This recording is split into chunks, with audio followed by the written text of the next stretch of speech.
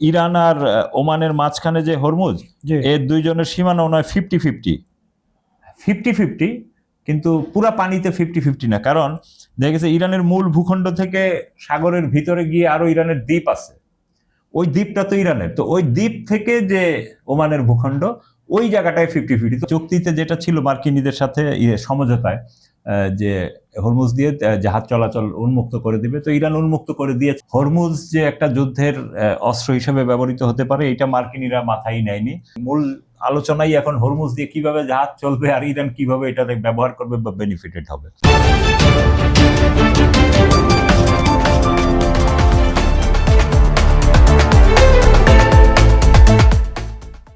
প্রিয় দর্শক, খবর সংযোগ টক শোতে আপনাদের স্বাগতম। আপনাদের সঙ্গে রয়েছে আমি কাজল হায়দার, আর আমার সঙ্গে স্টুডিওতে রয়েছেন সিনিয়র সাংবাদিক আহমদ আতিক। আতিক ভাই, দর্শক শ্রোতা এবং আমাদের তরফ থেকে আজকের অনুষ্ঠানে আপনাকে স্বাগত জানাচ্ছি। দর্শক শ্রোতাদেরও স্বাগত। আচ্ছা, আমরা একটু প্রথমে ইরান প্রসঙ্গে আরেকটু যেতে চাই। সেটা হচ্ছে আপনার হরমুজ নিয়ে ইরান আর ওমান সম্মত কিছু কথা বলেছেন, আরাকাছিরও কিছু কথা রয়েছে, সবকিছু মিলে একটু আপডেট আমাকে বলেন।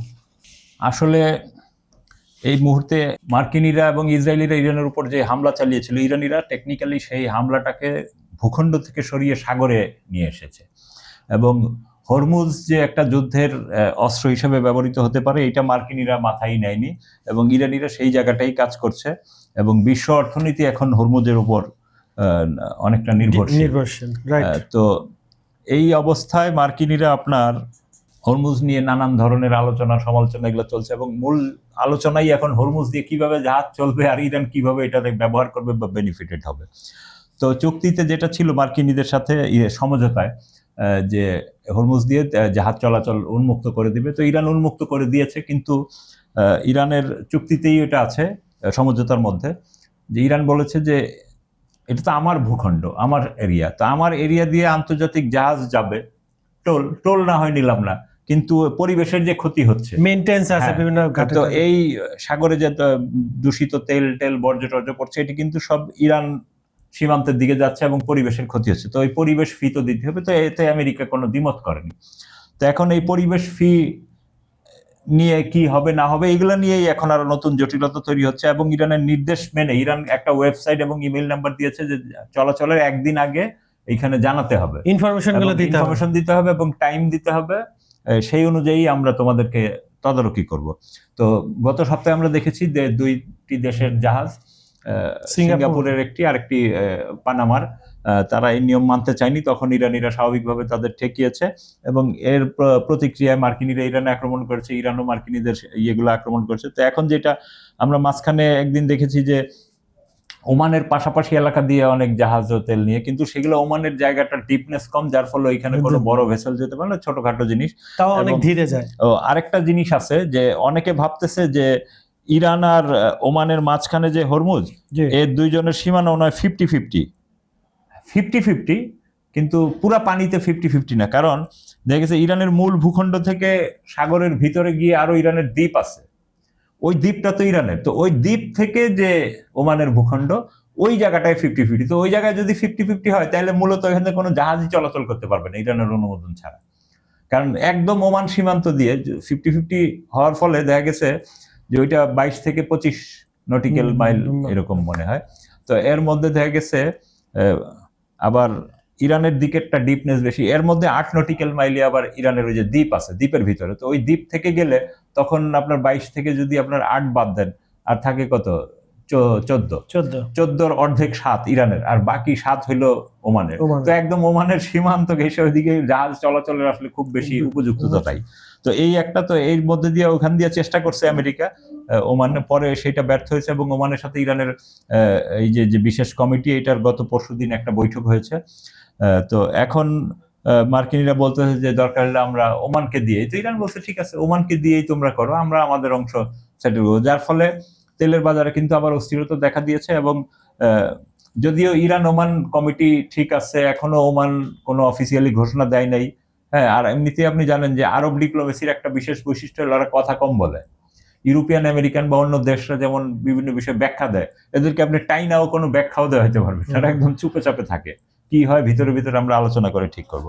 তো এই হলো, তো এখন তো ধরেন ওইখানে তো একটা হলো শুল্কের ওমান চাইছে যে এই শুল্কের বিষয়টা মানে এই যে পরিবেশ ফি এটা ঐচ্ছিক, কেউ ইচ্ছা করলে দিল। ব্যাপারটা কি এরকম, আপনি যদি ঐচ্ছিক রাখেন আমি বলবো ঠিক আছে আমি না দিয়ে যাবো, হ্যাঁ। কে এটা ফাও টাকা দিবে? হ্যাঁ, তো ওমান পড়ছে এখন আর কি দোটা নাই, সে যেহেতু আরবদের সাথেও আছে, আরব দেশ, আবার আমেরিকার ঘাঁটিও আছে তার দেশে, তার সাথে যোগাযোগ রাখতে হয়। তো এখন সে দোটা নাই পরে আবার ইরান কেউ কিছু কইতে পারতো না, কারণ ইরানের সক্ষমতা তো সে নিজেই টের পেয়েছে, সে সহ সকল আরব দেশে। যার ফলে এখন ইরান হলো এই পরিবেশ ট্যাক্স বাধ্যতামূলক, এবং ওই যে 2 মাসের চুক্তি মানে 60 দিনের এই চুক্তির পরে, এই সমঝোতার পরে কিন্তু সে আবার টোল শুল্ক, যার ফলে এইটা নিয়ে আর কি এখন ওমানের সাথে একটু মনে হচ্ছে যে দ্বিমত তৈরি হচ্ছে, এবং ওমানও টেকনিক্যালি বিষয়টা কোনো মন্তব্য করছে না। তো ইরানের যে উপপররাষ্ট্রমন্ত্রী গতকাল কিন্তু হুঁশিয়ারি দিয়ে বলেছেন যে ওমানের সঙ্গে যদি কোনো যৌথ চুক্তি সম্পন্ন নাও হয়, তবে তেহরান একতরফাভাবেই এই শুল্ক আরোপ করবে, এবং ইরানের এমন একতরফা বাধ্যতামূলক সিদ্ধান্ত এড়াতেই ওমান একটি মধ্যপন্থা বা বিকল্প উপায় খোঁজার চেষ্টা করতেছে আর কি। তো ওমানের এই সম্ভাব্য পদক্ষেপকে কেন্দ্র করে ক্ষুব্ধ প্রতিক্রিয়া জানাচ্ছে ওয়াশিংটন, কারণ সে আসলে ওমানের পুরোপুরি তার দিকে টানতে পারতেছে না। এবং গত মাসে মার্কিন প্রেসিডেন্ট ডোনাল্ড ট্রাম্প এবং ওমানকে লক্ষ্য করে সামরিক হামলার হুমকি পর্যন্ত দিয়েছিলেন, যে যদি আমাদের কথা মতো না চলে তাহলে সামরিক হামলার হুমকি পর্যন্ত দেব। এবং ট্রাম্প সাফ জানিয়ে দেন ওমান ও ইরান মিলে যদি হরমুজ প্রণালীকে কোনো ধরনের শুল্ক আরোপের চেষ্টা করে তবে ওমানকে উড়িয়ে দেওয়া হবে। এর আগে তিনি ইরানকে উড়িয়ে দেন, গ্রিনল্যান্ড করেন, ইউরোপের অনেক দেশেই উড়াই দিতে পছন্দ করেন মুখে মুখে। তো এখন মানুষের, ট্রাম্পের মতে এই প্রণালী একটি আন্তর্জাতিক জলসীমা এবং এটি সবার জন্য উন্মুক্ত, কেউ এটা নিয়ন্ত্রণ করতে পারবে না। কিন্তু মার্কিন যুক্তরাষ্ট্র থাকলে তারা নিয়ন্ত্রণ করতে, তারা তো বলছে, এবং উল্টা তারা এসে এখন এটা নিয়ন্ত্রণ করতে চায়, তাহলে এটা কেমন কথাবার্তা? মানে এগুলো হলো এক মানে দোদেল বান্দা আর কি।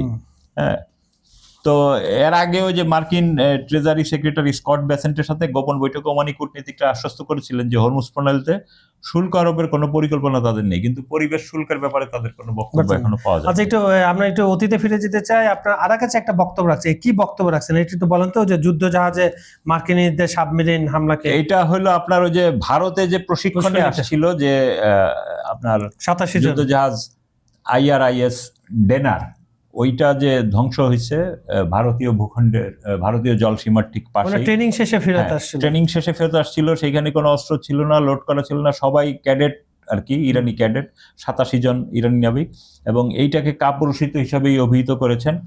এবং যুক্তরাষ্ট্র ইসরায়েল গত 28 ফেব্রুয়ারি যে ইরানে যৌথ হামলা চালায়, এই সময় ভারতে ছিল IRS ড্রোনার।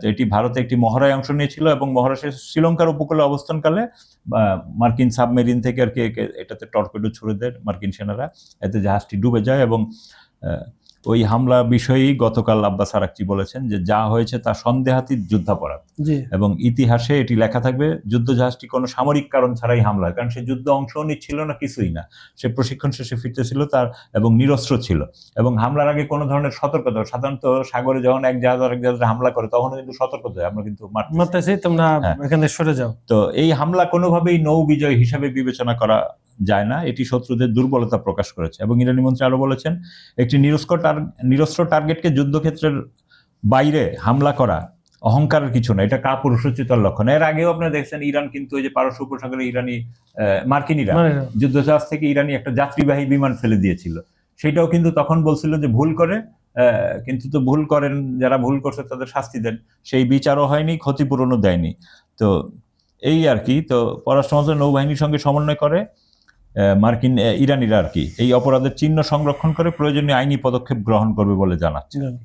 আচ্ছা, আপনারা দেখেন পশ্চিম তীরে আবার 100টা স্থান চিহ্নিত করে ওখানে আবার আপনার ইসরায়েলিরা করতেছে বসতি স্থাপনের পরিকল্পনা। ইসরায়েল আসলে তার শুরু থেকেই তার তো ভূখণ্ড ছিল না, এই মিশর সীমান্তবর্তী যেই উপত্যকা, ফিলিস্তিনি উপত্যকা এবং পশ্চিম তীর এন্ড ওয়েস্ট ব্যাংক যেটা ইংরেজিতে বলে, এই এলাকাগুলো কিন্তু একদম নিট ছিল, এটার ভিতরে কিন্তু কোনো ইহুদি সেটেলমেন্ট ছিল না, এবং ওই পাশেও। তো এখন ইসরায়েল ধীরে ধীরে এই জায়গাগুলোকে চাপতেছে আর কি, ফিলিস্তিনের জন্য ধীরে ধীরে। আপনি জানেন যে জর্ডানের একটা জনসংখ্যার প্রায় 50% হলো ফিলিস্তিনি বংশোদ্ভূত, উদ্বাস্ত না, এখন তারা সমাজে মূল সমাজে মিশে গেছে। যেমন এখান থেকে বিতাড়িত করে দিয়েছে, পাকিস্তানে যেমন আফগান শরণার্থীরা এসে বিয়ে শাদী করে, ইরানেও বিয়ে শাদী করে, মূল সমাজের স্রোতধারার সাথে অনেকেই মিশে গেছে। তো জর্ডানে হলো এরকম, তারপরে আবার সিরিয়াতেও আছে যে ফিলিস্তিনি প্রচুর, তারপরে মিশরের সিনাই এলাকায় প্রচুর ওই উপত্যকা এলাকা থেকে যায় তারা সেটেলমেন্ট। তো এইসব এলাকার বাইরেও নিজ দেশ থাকা সত্ত্বেও তারা তো অত্যাচারের ইসরায়েল কারণে। যেটা করতেছে এখন গত 30-40 বছর যাবতই আপনার পশ্চিম তীর এলাকাটা, যেটা ওই যে জেরুজালেম জি, নগরী, জি। ওইটার ভিতরে ভিতরে ঢুকে একটা এলাকা, ধরেন এই বনশ্রীর মতো একটা এলাকা ঢুকে ঘেরাও দিয়ে দিল, বলে এটা আমাদের এলাকা। এখন ওই লোকাল যারা আছে বাড়িঘর থেকে তাদের মারধর করে বের করে দেয়, এবং ওই স্যাটেলাররা যারা বাইরের জবর। দেশ থেকে আসছে, তাদেরকে, হ্যাঁ। আর্মি পুলিশ তাদের শেল্টার দেয়। আপনি এখানে 400-500 বছর যাবত বংশ পরম্পরায় আপনার পরিবার নিয়ে বসবাস করছেন, আপনাকে এখানে উদ্বাস্তু জি। ঘোষণা করে দিলে, এবং আপনি এখানে আর থাকতে পারবেন না, এবং স্বাভাবিকভাবেই আপনি তখন একটা উদ্বাস্তু জীবন, ওগুলো তারা দখল করে বুলডোজার দিয়ে ভেঙে দেয়, ভেঙে সেইখানে নতুন নতুন বাড়িঘর। তো এখন আবার নতুন করে, যেহেতু এখন সে একটু যুদ্ধবিরতির মধ্যে আছে, পশ্চিম তীরের নতুন 100 স্থান তারা নির্বাচিত করেছে, এগুলো তারা দখল করবে। এবং ইসরায়েলে আজকে আপনার ইসরায়েলের যে হাইয়ম পত্রিকার প্রতিবেদন এটা বলা হয়েছে যে স্যাটেলার ফার্মস অ্যাসোসিয়েশন এবং হাবাত মানে ফার্মস ফোরাম এর তৈরি করা একটি পরিকল্পনা এই মানচিত্রকে মৌলিকভাবে বদলে দেওয়া, এবং সেইখানে তারা ইসরায়েলি বাহিনী মোতায়েন করার একটি চূড়ান্ত জানা গেছে। এবং স্থানগুলো তাদের ম্যাপে এই অঞ্চলে অবস্থিত। 95 সালের অসলো চুক্তি অনুযায়ী, অসলো 2 চুক্তি অনুযায়ী এই অঞ্চলটির প্রশাসনিক ও নিরাপত্তা নিয়ন্ত্রণ ফিলিস্তিনি কর্তৃপক্ষের হাতে রয়েছে। মানে যখন আপনার ইহুদিরা ঢুকে যাবে তখন তো আর ফিলিস্তিনি কর্তৃপক্ষ অ্যাক্ট করতে পারবে না, তখন ইসরায়েলি আর্মি চলে আসবে, পুলিশ চলে আসবে। এবং নেতানিয়াহুর ঘনিষ্ঠ ব্যক্তিদের কাছে এটা অলরেডি উপস্থাপন করা হয়েছে, এবং এতে ফিলিস্তিনের প্রধান শহরগুলো, ওদের ওই শহরগুলো কি আমাদের এই যে ছোট ছোট বনশ্রী এলাকাটা একটা শহর, একটু পাশে আর একটা শহর, মানে যেহেতু জমি কম। তো এই ব্যাপারে পিএলও অধিভুক্ত এন্টি ওয়াল অ্যান্ড সেটেলমেন্ট কমিটির প্রধান মুয়াইয়াদ শাবান এই প্রস্তাবটি অধিকৃত পশ্চিম তীরকে সংযুক্ত করার ক্ষেত্রে ইসরায়েলের বিপজ্জনক পদক্ষেপ হিসেবে বর্ণনা করেছেন, এবং তিনি দাবি করেন এই অবৈধ বসতি স্থাপনকারী গোষ্ঠীগুলোর কোনো স্বাধীন উদ্যোগ নয়, বরং এর মধ্য দিয়ে ডানপন্থী ইসরায়েলি সরকারের অনুসরণ করা বৃহত্তর নীতিরই প্রতিফলন ঘটছে। এবং নিয়মিত ইসরায়েলি সেনাবাহিনী কিন্তু আগেও যেসব সেটেলমেন্ট করছে ওইসব জায়গায় যায়, যে মুসলমানরা ওখানে থাকলেই তাদের মারধর করে, অ্যারেস্ট করে, এবং মাঠ পর্যায়ে জিজ্ঞাসাবাদ এবং গাড়ি টাড়ি সব সিজ করে, এই ধরনের। আচ্ছা, আমরা কি একটু ইতে যাব এখন, এশিয়ার দিকে যাব? এশিয়াতে আপনি জানেন যে নতুন পরাশক্তি বা অনেক ক্ষেত্রে মার্কিন যুক্তরাষ্ট্রকে ছাড়িয়ে গেছে চীনকে বলা হয়। চীনের সঙ্গে সম্পর্ক আরো ঘনিষ্ঠ করা প্রত্যয় উত্তর কোরিয়া, কারণ আমরা জানি চীন কিন্তু উত্তর কোরিয়াকে ব্যবহার করে। চীন ইকোনমিকের দিক থেকে, সামরিক দিক থেকে উত্তর কোরিয়া প্রচুর হেল্প করে, রাশিয়াও করে। এবং এই কারণে করে, কারণ তার আশেপাশে যে দক্ষিণ কোরিয়া, তাইওয়ান এবং আপনার মনে করেন জাপান, এখানে কিন্তু মার্কিন ঘাঁটি রয়েছে। এগুলোকে চাপে রাখার জন্য চীন কিন্তু প্যাট্রোনাইজ করে উত্তর কোরিয়াকে। এই বিষয়টা একটু আমাদেরকে বলুন। মানে আপনার আজকে আমাদের ওই যে কোরিয়ান বার্তা সংস্থার ওইটা অনুযায়ী আল জাজিরা আর কি একটা প্রতিবেদন নিউজ করেছে। তো আল জাজিরা ওই প্রতিবেদনে বলা হয়েছে যে গত কিছুদিন আগে আপনার শি জিনপিং আর উত্তর কোরিয়ার প্রেসিডেন্ট চীনে গিয়েছিল, দুজনের বৈঠকে তারা এটা একটা ঐতিহাসিক মুহূর্ত বলে উল্লেখ করেছেন। এবং চীনের কমিউনিস্ট পার্টির 105তম প্রতিষ্ঠাবার্ষিকী উপলক্ষে শি জিনপিংকে পাঠানো ওই কিমের শুভেচ্ছা বার্তায় তিনি বলেছেন যে বেজিং এর সঙ্গে সম্পর্ক ধারাবাহিকভাবে উন্নত করাই পিয়ংইয়ং এর অবস্থান। তার মানে কি, তারা এমনিতে তো খুবই সম্পর্ক, মূলত আসলে চীনের একটা স্যাটেলাইট স্টেট ধরা হয় উত্তর কোরিয়া। চীন না থাকলে এটা দক্ষিণ কোরিয়া যে মার্কিন ঘাঁটি আছে এবং জাপানিজরা মিলে যে কোনো সময় উত্তর কোরিয়া খেয়ে ফেলতে পারতো। তো এইটা পারে না চীনের সহায়তার কারণে, এবং স্বাভাবিকভাবে চীনের সাথে যেহেতু তাদের বিশাল সীমান্ত আছে, জল স্থল সব দিকে। এবং রাশিয়া প্রচুর হেল্প করে, মানে রাশিয়ার ইউক্রেন যুদ্ধে তারা 10,000 সৈন্য পাঠিয়েছে। কারণ উত্তর কোরিয়ার কিন্তু একটা ব্যাপক জনশক্তি আছে এবং তাদের কর্মসংস্থানের একটু ঝামেলা আছে। এই কারণে ধরেন সে যেখানেই কর্মসংস্থান পায় তার লোক পাঠাতে পারে, এবং তারা যেহেতু কমিউনিস্ট রাষ্ট্র, তাদের সব জনগোষ্ঠী কিন্তু ওয়েল ট্রেন্ড, সামরিক প্রশিক্ষণ প্রাপ্ত। সবাই, যে কোনো প্রত্যেক নাগরিকের সামরিক প্রশিক্ষণ বাধ্যতামূলক। এবং উত্তর কোরিয়াকে বলা হয় এই অক্ষ, যেটা আপনার ইরান, চীন, রাশিয়ার অক্ষের একটা প্রধান শক্তি, আপনি তাকে ব্যবহার করতে পারবেন। তারা কিভাবে এই পরমাণু অস্ত্র বানালো? এত গরিব দেশ, তাদের নিজেদের খেতে পারে না, অন্যের সাহায্যে চলতে হয় তাদের। তারা রাশিয়ার মতো তারাও নিষেধাজ্ঞা, কিন্তু তাদের উপরে প্রচন্ড নিষেধাজ্ঞা রয়েছে সবকিছুর উপরে। তারপরে এটা কিভাবে তারা করলো? আসলে একটা খেয়াল করেন যে আপনার যদি অবরোধ দেয়, আপনার তো মোটামুটি একটা রাষ্ট্রের মূল জিনিস দরকার কি, কৃষি, খাদ্য উৎপাদন। এর বাইরে হলো মৌলিক যে দরকার সেটা হলো চিকিৎসা ব্যবস্থা, এই দুইটা হলো বেসিক। এরপরে আপনার শিক্ষা, বাসস্থান, এগুলো।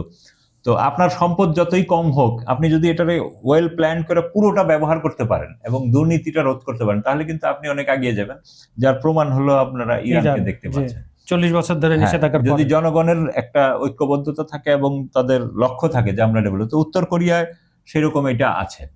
আর পরমাণু অস্ত্র এবং কিভাবে পরমাণু অস্ত্র আপনি জানেন যে উত্তর কোরিয়ার সাথে রাশিয়ার কিন্তু সম্পর্ক, চীনের পাশাপাশি রাশিয়ার সম্পর্কও ঘনিষ্ঠ, জি এবং তাদের মধ্যে একটা কৌশলগত প্রতিরক্ষা চুক্তিও আছে রাশিয়ার সাথে। তো এই চুক্তির কারণে সেই অনেক আগে থেকে, যেহেতু কমিউনিস্ট দেশ, সেই সহায়তা, রাশিয়ান সহায়তায় উত্তর কোরিয়ানরা প্রথম পরমাণু আপনার যে মিসাইল এগুলো তৈরি করে। এবং যেহেতু পাশেই আমেরিকা অবস্থান, জাপানি অবস্থান, দক্ষিণ কোরিয়া, হ্যাঁ, তাদেরকে কাউন্টার দেওয়ার জন্য চীনও তাদেরকে যথেষ্ট এইসব খাতে সহায়তা করছে, এবং উত্তর কোরিয়ার টেকনিশিয়ানরা রাশিয়া থেকে প্রশিক্ষণ নিয়ে প্রথমবারের মতো সেখানে এগুলো তৈরি করে। পরে চাইনিজ প্রযুক্তিও এখানে যোগ হয়। এবং বিভিন্ন সূত্রে জানা যায় ইরানও প্রথমে যে উত্তর কোরিয়া থেকে সহায়তা নিয়েই তাদের প্রযুক্তি ডেভেলপ করে। মিসাইলের, হ্যাঁ, সম্ভবত কারণ এরা তো শেয়ার করা হয়, মানে টেকনোলজি, ধরেন একটা ড্রোন, মার্কিন যুক্তরাষ্ট্রের ড্রোন, সেই সময়কার যে প্রযুক্তিগুলো 80-র দশকের, সেগুলো অনেক সেকেলে ছিল, মানে 80 থেকে 90 পর্যন্ত। তো সেগুলোকে কিন্তু উত্তর কোরিয়াও এটাকে ডেভেলপ করেছে, আইসিবিএম পর্যায়ে নিয়ে গেছে এবং পরমাণু প্রযুক্তি স্থাপন করেছে তার মধ্যে। এবং ঠিক ইরানও এটাকে ভিন্ন ধাপে ধাপে ধাপে ধাপে নিজেদের প্রযুক্তি, রাশিয়ান, চীন, আরো নতুন ভিন্ন পৃথিবীর বিভিন্ন দেশ থেকে যে প্রযুক্তি সহায়তা কে কিভাবে নেয় বা কিংবা প্রযুক্তি জ্ঞান অর্জন করে তার লোকরা আসে, সেটা তো আর আপনি আটকাতে রাখতে পারবেন না। তো সেই ভাবেই ধন্যবাদ আতিক ভাই সুন্দর বিশ্লেষণ করার জন্য। সুপ্রিয় দর্শক, আজকের অনুষ্ঠানটা কেমন লাগলো আমাদেরকে জানাবেন। আমাদের ভিডিওগুলো সম্পূর্ণ দেখে লাইক, কমেন্ট আর শেয়ার করবেন। আর পৃথিবীর কোন প্রান্ত থেকে আমাদের অনুষ্ঠানগুলো উপভোগ করছেন সেটা একটু লিখে পাঠান। আমাদের এখানে ইন্টারন্যাশনাল বিষয়ে যদি আপনারা কিছু জানতে চান, আমাদেরকে কমেন্টে আপনারা জানাতে পারেন, সেই বিষয়ে আমরা আলোচনা করব। বিজ্ঞাপন আর প্রমোশনের জন্য ডেসক্রিপশনে কিছু নাম্বার দেওয়া আছে, সেখানে আপনারা যোগাযোগ করতে পারেন। এই বলে আজকের মতো অনুষ্ঠানে এখানেই শেষ করছি। আগামীকাল আবার দেখা হবে একই সময় একই চ্যানেলে। সবাই ভালো থাকবেন, সুস্থ থাকবেন। আল্লাহ হাফেজ।